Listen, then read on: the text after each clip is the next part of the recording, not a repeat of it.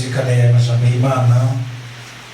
majambo y'Imana yo muri iki gihe cyo mu ndwineranda n'amajambo y'Imana arimo inyigisho nyinshi, tukaza turafata umwanya ukwiye tukayazirikana atari gusa mu mwuka y'imisa, kugira ngo dushobore kureka umukama adufashe kumva neza ubutumwa duha mu kubabara kwiwe, mu vyagiye biramushikira, ngo natwe tubone ingene twoheza tukamusubiriza mu ndumane ubwo twomukunda, ingene twomukunda, kandi binadufashe natwe kwitegurira gutyo umunsi wacu, kuko umunsi wawe uzogera, umunsi wanje uzogera. Hariho benshi iyo ndawibukije baca bata umutwe ati ibyo tiri kure mu kanwa pari, naho uvuga gute hajya muragendana,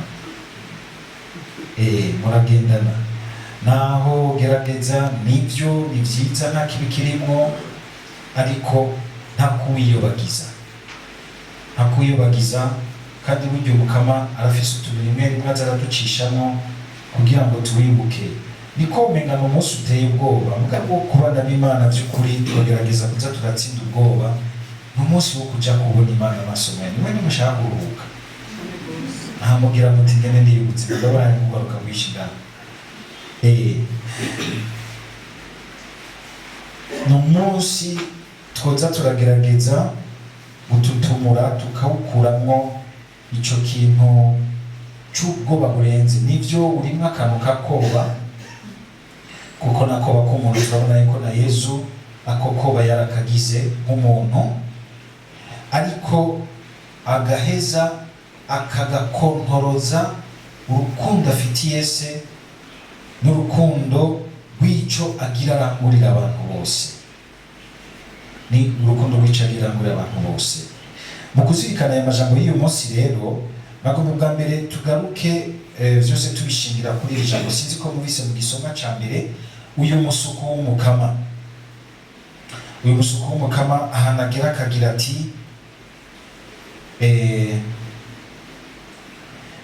ati ngo nanje nibwiye nti naruhiye ubusa, nakoreye nyaringa, navunye amaboko. Mugagaca agira ati kandi yamara ngo impera yanje iri mu minwe y'umukama, Imana irabona ko ndi mukuri. Aka kantu menga n'akantu ko gucika intege, sinzi ko mwakumvise neza. Usanga mu buzima ushobora kugera ahantu ubona umenga ntaco ushobokora, umenga uvuna amaboko, umenga nabo ukunze umenga ntibumva urukundo bafitiye abo witera muziko, ntibumva ingene ubitera muziko.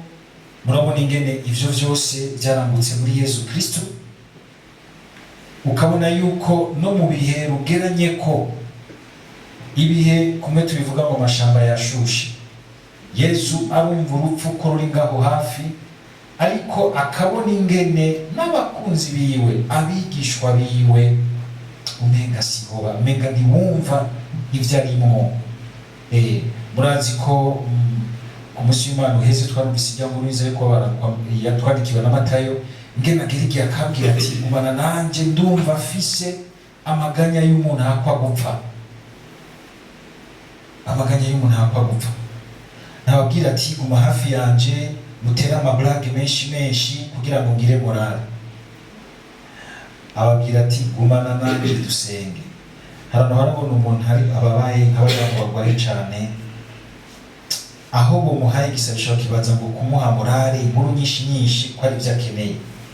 Izo nkuru zirasanzwe zigarukira hari ahantu zitamushika ku mutima, hari ahantu abakeneye igisabisho. Uyu munsi mwe nibaza yuko utagifata igisabisho nk'uko umenga ni ikintu gisanzwe ruciyaho, kuko gisigaye kibibone ko hantu ku buryo bw'uko dushobora kukibanaliza, ukabona umenga ni ikintu ni nk'ikintu gisharije ubuzima bw'abakristo. Oya, ni umwanya ukomeye waho tuvoma inguvu atahandi hantu dushobora gukura, ari muri twebwe, ari mu bandi, ari hehe, kuko hajya tuvuga ngo ni umwanya wacu n'Imana, ni umwanya wacu n'Imana, kuko ariho dukura inguvu tudashobora gukura ahandi. twese tukageragezwa nk'abantu ugasanga birashitse turaciye mu kanya kawumva umenga intege ziracitse, intege ziragabanutse. Twumvirije neza iki gisomwa ca mbere aha muri ubuhanuzi bwa Isaya, uyu musuku musavyi w'Imana ingene avyifatamo kugira ngo n'ubundi ntacike intege ngo agirire, agira ati ngo yamara impera yanje iminwe y'Umukama, Imana irabona ko ndi mukuri. Uwo Mukama yaravuze ati we yandemye mu nda ya mama ngo ndamubera umusavyi, ndamugarukanire Yakobo shwabura Israeli, ego cane ndi n'agaciro mu maso y'Imana. Imana niyo magara yanje. Ko nibihe amashamba yashushe, ko nukumenga ibintu birakaze hafi yawe, kugaruka mu Mukama, kwibuka urukundo Imana igufitiye rurengeye vyose, rurengeye vyose. Mwumvise ingene aruzirikana ngo Umukama yampamagaye nkiri mu mbanyi ya mama, ntaranavuka yampamagaye mw'izina, yampaye ururimi rukarishe nk'inkota, yampishije mu gitutu c'ukuboko kwiwe, kuguma mu gitutu c'ukuboko kw'Imana. Yarangize nk'umwami usongoye, yaranyegeje aharabarava mu mutamana wiwe, mu mutana wiwe. Mutana sinzi ko muzi cari co abantu barutse vuba. Mutana n'akantu batwara n'inyampinga mu mugongo, abagiye guhiga canke abagiye kugwana. Yaranyegeje mu mutana wiwe, yarambwiye ati uri umusavyi wanje, muri wewe nzoronka ubuninahazwa. Iki kintu rero cyo kugaruka tukibuka urukundo rw'Imana, Imana idufitiye, ntirutsindwa, ntirihenda, ntirunanigwa.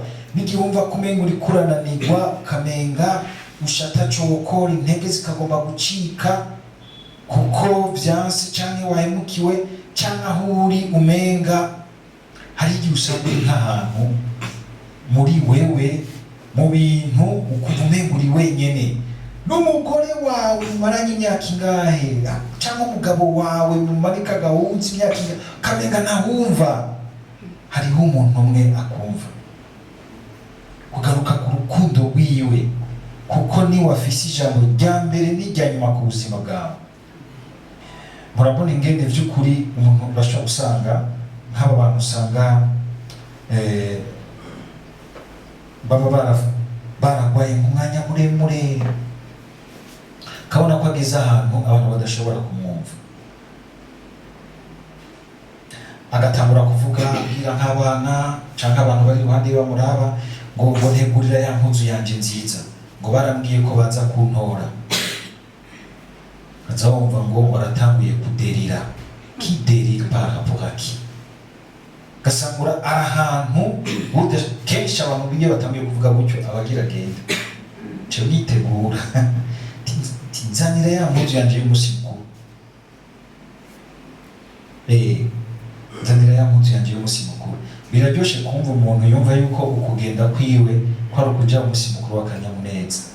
Cyo kumwe n'abo bandagira vuza wumva ho ndapfuye gusigaye muri ketera, amatongo yanje nirondereye biki n'ibiki, ukumva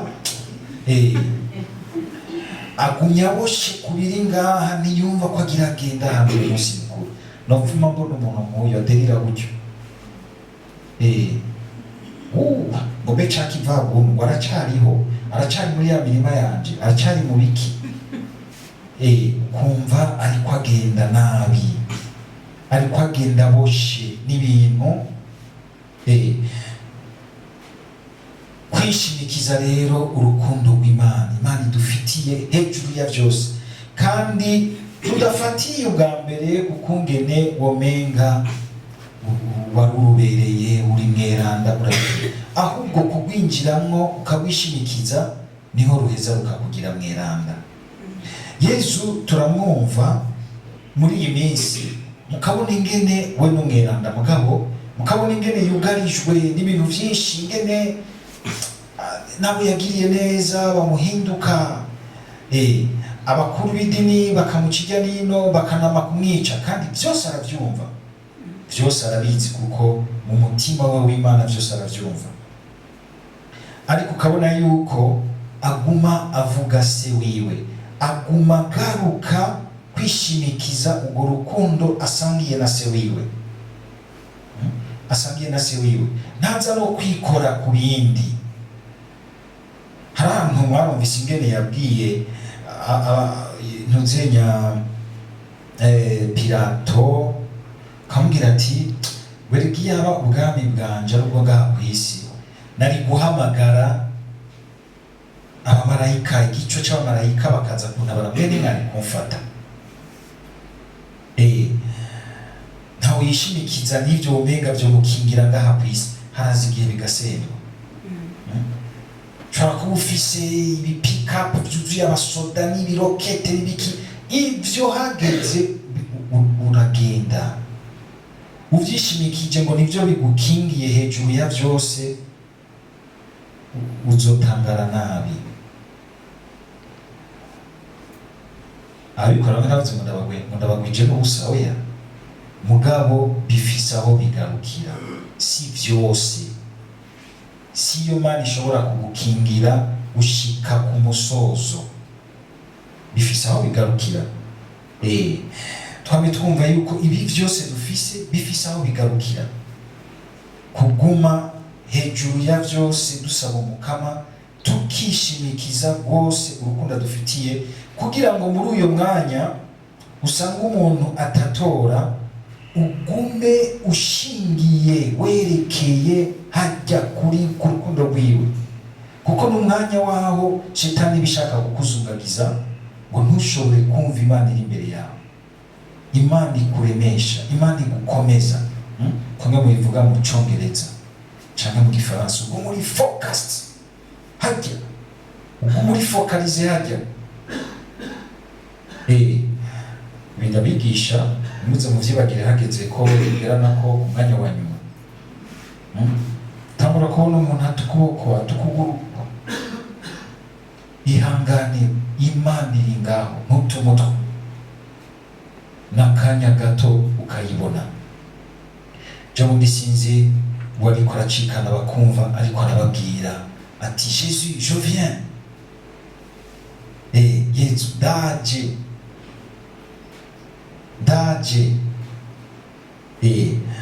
abandi bacatangura kuri ibi byose uzingwaragiye, mugabo ugagiye heza.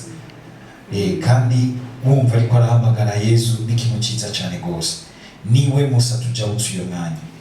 Nagomba mu gusozera tugaruke gatonya kuri iki gihagararo ciwe tubona imbere y'abatumwa. Abatumwa nabo nyene ntibatahura, mengane ko ndavuga, nabo nyene abagenzi biwe ntibashobora kariye babwiye, muvise ngana bwiye Petero ataho ngiye we ntushobora kuhaju. Petero ro mu kwipompa na bya biguvu vyiwe by'umurovyi, ataho uzoja hose ati jewe nzo kugwa inyuma, nzo kubera mu bodyguard wahe rero nzo kugwa ni bya biguvu by'umuntu, umuntu uzobona ariwe n'umubu cyari ikintu cy'igikota ci umuntu yipompa agira iki, aracarimwo uruntu rwinshi. Hari igihe usanga umenga gukunda Imana ukamenga ni ibiguvu wiyumvamo, kamenga ni ireme wiyumvamo, n'amagara akiri yose. Oya, menyera kugumviririza ahandi mu rukundo rw'Imana rugutwaye rundi, ku buryo bw'uko ivyo nivyahera ntibigere wumva umenga ni Imana yagiye. Ingufu ziriko zirasaza, uriko urashikira umugoroba w'imisi yawe, uriko urasaza, uriko uragenda, ntubaze utumenga utanguye kubona abakiri bato, ukabona umenga wewe nenga Imana yaraguhevye, utanguye kubona bimwe vyose wari wishora umenga ntibigikura, ukamenya umenga Imana yaguhevye. Oya, ni za nguvu ziriko zirahera ngo utangure kumva ubundi bubasha buguteruye bwari bukubeshejeho, nibwo bwaguhaye na ziryo wahora wimva mukiyitira ukagira amabisi wawe. Yesu ari wenyene ntibamwumva neza, ngo nushobora kumva gatonya ngo nujya ngo yamashize igikiriza nako umutwe wiwe ku gikiriza ca Yesu.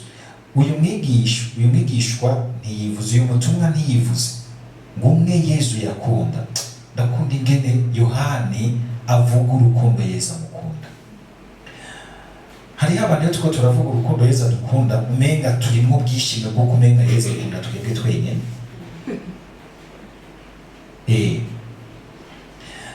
Aruvuga nk'urukundo Yesu amufitiye kandi akabumva nk'urukundo Yesu afitiye n'abandi bose. Nta cyagomba kubicaramo ngo ahuzure wenyine, bimwe bya za nkondo zo ngaha ku isi. Hari abantu baranza ndabyibutsa tuba dusangiye nk'imigenda yamubwira nti no gerageza gutahura jewe sishobora kubaho kubwawe wenyine, ndiho kubw'abandi benshi. Ukaza wumva ngo ngo jewe ngo ntakungereranya n'abandi, ngo jewe ngo ni jewe na wowe gusa. Kimwe nawe ninde yakunkometseko?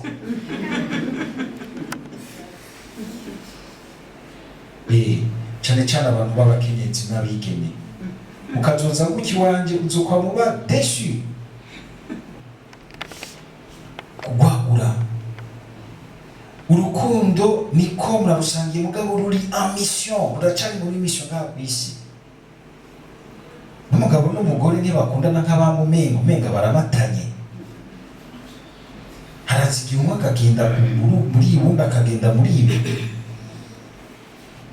Kwama twumva urukundo Imana idufitiye ingene twonarusangira, twonarusangira hagati yacu kugira ngo rube urukundo muzomenya ko mukundanye neza ugw'Imana igihe bitagutuma umenga uwundi yinjiyemo umenga biguteye jalousie, ahubwo ukaryohe guti uriko rurazana abandi ku Mana, uriko ruragwiza abandi ku Mana.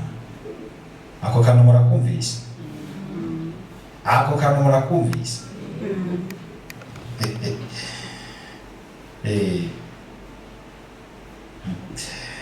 Urukundo rw'Imana. Yohani rero akaruvuga nk'urukundo n'ivyo basangiye na Yesu ko gugurukiye bose. Ni vyiza yuko umuntu wese yabatirijwe aheza kumva ko afise urukundo missionnaire rwo gutegerezwa kubisa n'abandi bakinjira, ntirubugokipa uti ahane mukorera ku bintu wiwanje ninde yamuguha ngo muherane, ninde yamuguhaye ngo muherane. Imana yaramucije ku nzira y'ubuzima bwawe kugira ngo ihamagare abandi benshi. Mwumvise iki ahantu mpera twisoma ca mbere, ngubuho Mukama yaravuze we yandemye mu nda ya mama ngo ndamubera umusavyi ndamushwagwire Yakobo. Akagira ati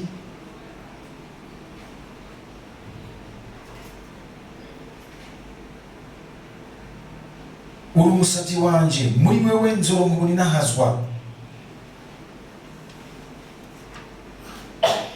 Akagira kandi ati kuba umusavyi wanje ahagarikira bene Yakobo agarura bene Isirayeli barokotse, ntibikwiye byonyene ngiye kukugira umuco w'intara, urukiza rwanje rushike ku mbibe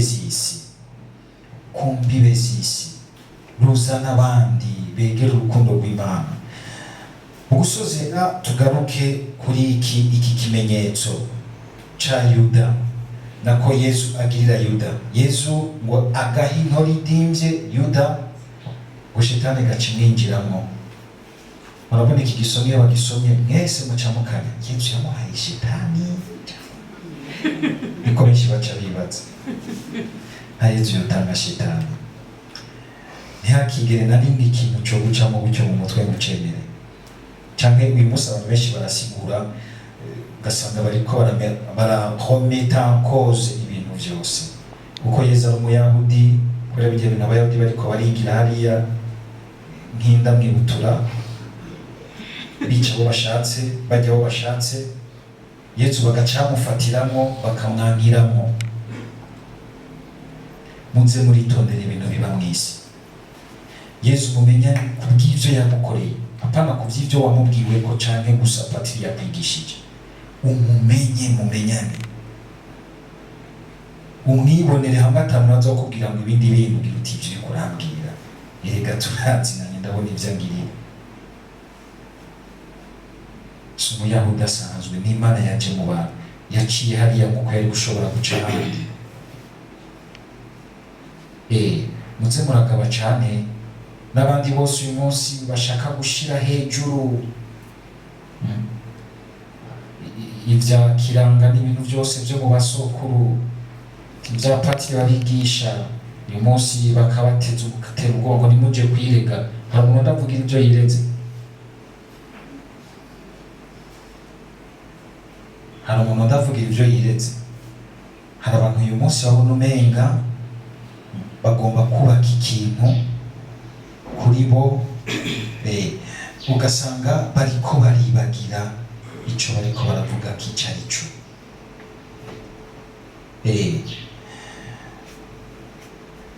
Akaryo keza ko kumenya yuko Yesu Kristo ivyo vyose arabitwihanganiramwo nk'akaryo duhaye. Yesu yarahaye akaryo kose Yuda kugira ngo agire ico amukuyemo gikomeye, kandi akanamwereka yuko ari umukunzi wiwe. Ejo hahise twarumvise ingene Yuda ikintu camuguyeko si ikintu yaguyemo nako agashika habishe, si ikintu womenga caramuguyeko, ni ingeso yari afise atigeze areka ngo Yesu ayimukize. Tugire Kristo. Abantu mujyamanye ngaha mu vy'Imana mukorera muri Radio Maria, ibi canke biriya canke n'abandi bose muri mu vy'Imana, ukaba ufise ingeso utigera wemera ko Yesu akorako ngo ayikuvura yigukize, umunsi urizi nishobora kugukora, ishobora kugukora. Ngo Yuda yamatwara ivyo bashikana mu musaho bifasha abatumwa. Yesu na namwe tubona mukankamira kabwira ati Yuda we nakubonye. Hari wazanye intererano yo gufasha ubutumwa ucurakuramo icakangahura bika umufuko wawe, ntavyo yamubwira. Mugabo bijya vyose yigisha mu rukundo rw'Imana. Rero harageze aho amubwira ati Yuda ugeze habi, usu gutora gusa, hageze aho ashobora kuja kugurisha uwamuhaye ubwo butumwa kugira ngo aronke udufaranga 30 naho nyene ntiyaturiye ngo acara duta kuko abonye yahemutse biteye ubwoba, agacaja kwiyahura. Kutemera ko hari ibintu tuguma turyamyeko nkana, kandi tukagomba tubikoresha turi mu vy'Imana no mu vy'Imana, kandi ukamenga Yesu yakuretse, ukamenga ntaco yabonye, umenga wabaciye, umenga uraciye ubwenge, umenga uri umuhinga, na patiri umenga ntavyabona. Mugabo hari ubona, kandi na cane cane hari ikintu kikubona gihabwa kukuneka. Nk'umuntu twaba tumaranye imyaka ingahe ngaha akigendera mu bintu dusangira amajambo y'Imana ngaha, dusangira ivyiza vy'Imana ngaha, ibikorwa n'ubutumwa, akaba kiryamanye uruntu akigenderako, kandi ahandi abikubwiye ndagiye. Sindakubona ntumbona, kibaza ngo uri umuhinga, usange umunsi urizina, ntuzi usanga uri kusangira nabi nk'uko kwa Yuda. Yuda wisa ico bakubwira isakirego niri, agiye gusangira na Yesu, azi neza ko muri we hariho ikintu ariko arapanga kibi c'urwango. Twirinde gusangirira ku rwango, amacakubiri biki, asize akaverni k'ivy'Imana, asize kuza wajondetse umutwe mubiri wa Kristo. Amen. Shetani kikwinjira. Paulo bivuga akagira ati nico gituma mugwaye ingwara nyinshi, kuko nakira urupfu ni mwakira ubuzima, kuko ntushaka kwakira ubuzima, uri mu bwiyobetsi. Kwiyobeka kuri patiri canke n'abandi bose bakubona mugabo dusaba umukama kugira ngo ico kintu cose congira Yuda mu mutima wanje sinze mpave sanga ndiko ndiyahura. Petero nivyo harimo amagara make y'ubushuha k'umuntu. Petero yarashuha nk'isafuriya, aho nyene batekseho kuri cuisiniere badugije ku madogere nkangahe, ariko ukabona yuko n'amagara make subisha bwo kugomba kugira nabi, no kwiyumva kurenze. Jewe nashoboye, wakorera abakenyezi uyu munsi turashoboye, mugabo urgeranye ko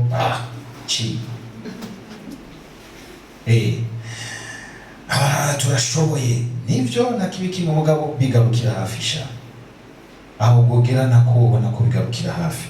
Dusaba Mukama kugira ngo nk'uko kwa Yohani tuze turagumiza igikiriza, nako umutwe wacu kumviriza kwacu ku mutima wa Yesu. Twumvirize cyane umutima wa Yesu udukunda uduherekeza, kugira ngo naho vyoshika gasanga umuntu yarisanze aho yabaye nka Yuda, ntusozere nka Yuda.